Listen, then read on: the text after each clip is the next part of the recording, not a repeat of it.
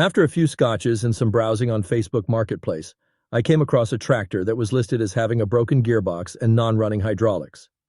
My curiosity of the low center of gravity, four-wheel drive funny-looking beast got the better of me, and the following day I organized to have a glance. The motor sounded strong, and although it was rough, the bones were solid. So the adventure began. Follow me through a quick rundown of splitting the case of a 6045 and the subsequent repair of the first reverse selector fork.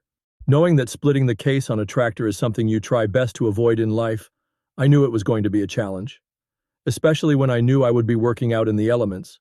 So I needed a rig that would allow me to manhandle a small beast with bare minimum physical interaction. I needed a system where I could slide the split tractor all while keeping the horizontal alignment. To maneuver the transmission, I would require some form of dolly trolley. So I purchased some heavy-duty casters and started to flesh out what the contraption would look like. With a vague idea of the direction, it was time to start stripping down the beast. Wheels, outer guards, inner guards, anything that was in the path of the transmission was going to get pulled off. This 1987 fine wine was relatively unmolested, and subsequently every bolt that came off was in tight and well and truly rusted in.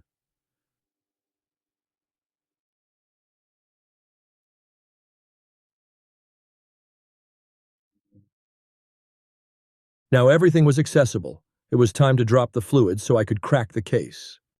Apparently my tractor was a milkshake.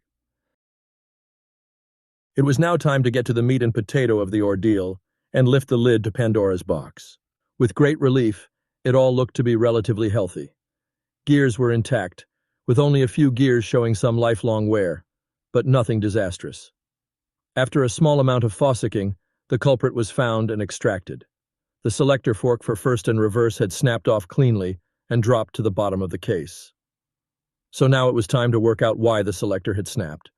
Was it due to a seized guide, bearing, or just lifelong fatigue? It was now time to split the case.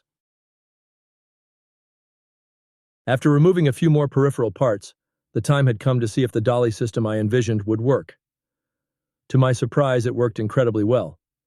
Removing the four nuts holding the case together and a light beating with a hammer, the case broke apart and slowly came away from the front half.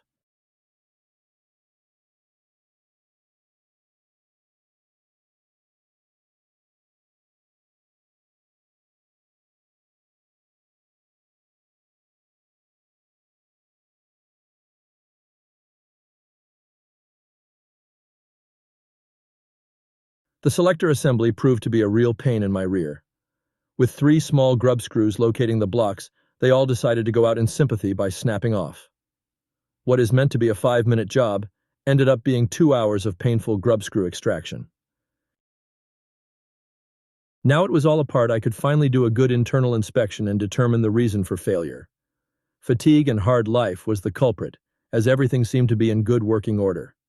So I reacquainted the selector fork with its selector block assembly by tacking the edges with a welder. I then ground out the inside of the crack region and re-welded the failure line, making sure that none of the fatigued metal remained and that good penetration was achieved. With the first and reverse selector block successfully installed, it was now time to reassemble the beast and see if the problem had been resolved.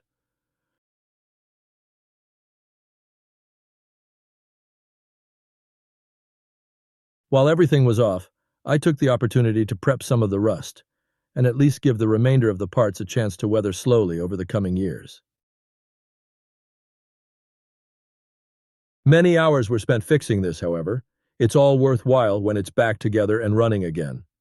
Currently, it is stuck behind my trailer, so as yet, I haven't been able to take it for a full squirt.